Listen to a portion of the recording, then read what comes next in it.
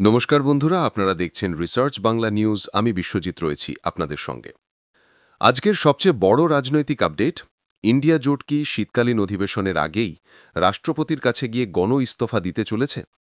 এবং আরও বড় প্রশ্ন, ইন্ডিয়া জোট কি ভবিষ্যতের ভোটই বয়কট করবে? এই দাবির কেন্দ্রে রয়েছেন ভারতের নামকরা অর্থনীতিবিদ পারকলা প্রভাকর, ভারতীয় অর্থমন্ত্রী নির্মলা সীতারামনের স্বামী।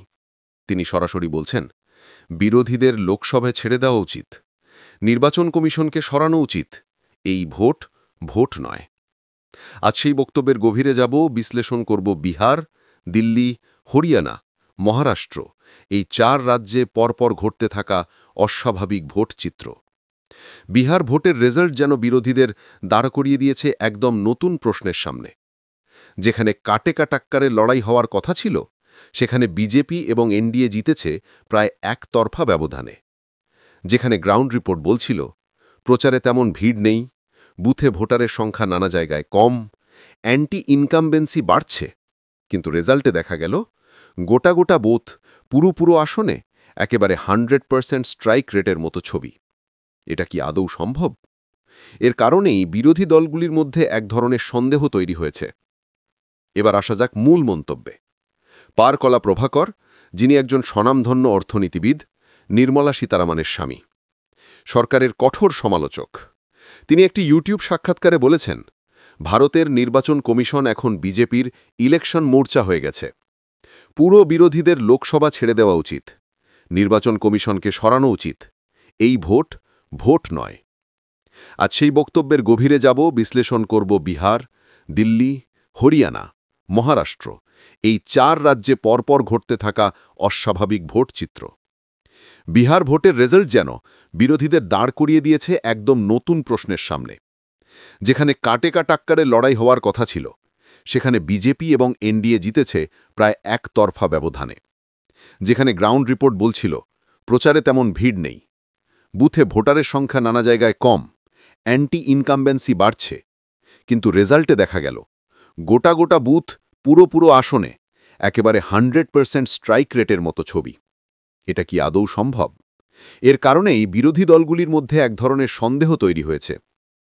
এবার আসা যাক মূল মন্তব্যে।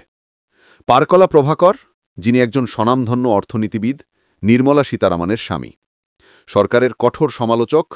তিনি একটি ইউটিউব সাক্ষাৎকারে বলেছেন, ভারতের নির্বাচন কমিশন এখন বিজেপির ইলেকশন মোর্চা হয়ে গেছে।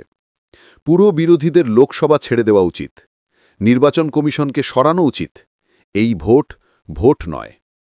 তার মতে, যতক্ষণ এই কমিশন থাকবে, যতক্ষণ এই সিস্টেম ঠিক না হবে, ততক্ষণ বিরোধীরা নির্বাচনে অংশ নিয়ে সিস্টেমকে বৈধতা দিচ্ছে, যা তারা করা উচিত নয়। তার আরও বক্তব্য, বিরোধীরা যেন কখনোই না ভাবে এই ভোটে হারল অন্য ভোটে জিতবে, এই সিস্টেমে সেটাই হবে না। এই মন্তব্য পুরো রাজনৈতিক মহলে আলোড়ন তুলেছে। বিহারের আগেও কিছু ঘটনা প্রশ্ন তৈরি করেছে। 1 নম্বর, মহারাষ্ট্রে 5 মাসে 76 লক্ষ নতুন ভোটার, এটা কিভাবে সম্ভব? 2 নম্বর, হরিয়ানায় ভুতুড়ে voter issue. Rahul Gandhi press কনফারেন্সে বলেন, 25 লক্ষ অদৃশ্য ভোটার হঠাৎ হাজির হয়েছে। এমনকি তিনি ব্যঙ্গ করে বলেন, ব্রাজিলিয়ান মানুষ পর্যন্ত এসে ভোট দিয়ে গেছেন। দিল্লির এমসিডি ও বিধানসভা ভোট, আম আদমি পার্টি পুরো শহর চষে বেরিয়েছে। বিকল্প বাম লিবারেল ভোট ছিল সক্রিয়, তবু ফল একতরফা। 4 নম্বর, বিহারে আবারও হঠাৎ বিপুল জয়। মোদির সভায় ফাঁকা চেয়ার, অমিত শাহের মিটিংয়ে খালি মাঠ, তবু ফলাফলে ঝড়ের মতো ভোট বৃদ্ধি। এই 4টে ভোটে একই ধরনের প্যাটার্ন, ট্রেন্ড। ফলাফল দেখে বিরোধীরা মনে করছে কিছু একটা গলদ আছে। ঠিক এই ব্যাকড্রপেই প্রভাকর গণ ইস্তফার কথা বলছেন। লোকসভায় বিরোধীদের মোট আসন 249 জন, রাজ্যসভায় বিরোধীদের মোট 104 জন। প্রভাকর বলছেন, এই 353 জন সাংসদ একসঙ্গে রাষ্ট্রপতির কাছে গিয়ে বলুন, এই নির্বাচন আর গ্রহণযোগ্য নয়, এই রইল আমাদের সাময়িক ইস্তফাপত্র। কিন্তু প্রশ্ন হচ্ছে, 1, ইন্ডিয়া জোট কি ঐক্যবদ্ধ? পশ্চিমবঙ্গে কংগ্রেস তৃণমূল দ্বন্দ্ব, কেরালায় কংগ্রেস সিপিআইএম বিরোধ, পাঞ্জাবে আপ কংগ্রেস সমীকরণ, উত্তরপ্রদেশে সমাজবাদী পার্টির নিজস্ব সিদ্ধান্ত। 2, তৃণমূল কি কংগ্রেসের প্রস্তাব মানবে? স্পষ্ট নয়। 3, ডিএমকে, এসপি, জেডিইউ বা ভাঙা অংশ, আপ এরা কি একমত হবে? এটাও প্রশ্ন। 4. ইস্তফা দিলে কি রাজনৈতিক লাভ হবে, নাকি উল্টো বিজেপির হাত শক্ত হবে? সেটাও চ্যালেঞ্জ। তাই গণইস্তফা বড় রাজনৈতিক সিদ্ধান্ত, হাওয়ায় নেওয়া যায় না। প্রভাকরের বক্তব্যের গভীরতা আলাদা।